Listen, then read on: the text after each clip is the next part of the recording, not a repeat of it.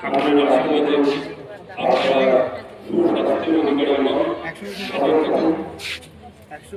এই কামনা রাখলাম।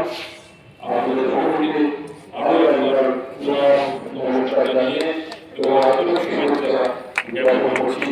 ধন্যবাদ।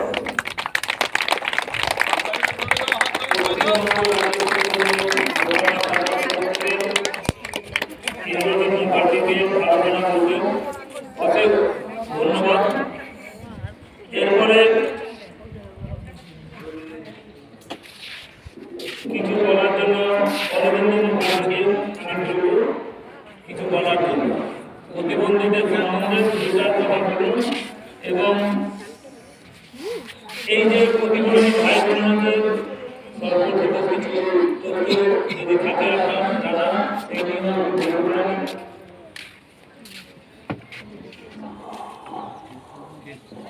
শ্রদ্ধেয় সভাপতি এবং এই প্রতিবন্ধী সংগঠনের যিনি সভাপতি স্বপন এবং এখানে আমাদের উপস্থিত আছে ইন্দ্রজিৎ বাবু বা ওনার সহযোগী দেবজিৎ দত্ত, আমার বন্ধু শৈল ব্যানার্জি এবং সামনে আমার প্রতিবন্ধী ভাই বোনেরা ঠাকুরবা স্বামীজি, আমরা তার চরণে আমরা সেবামূলক কাজ করে যাই।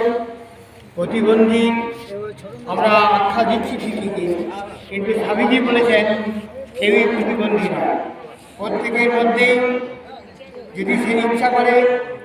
আমরা মনে দেখেছি যে আমাদের একটা পা নেই,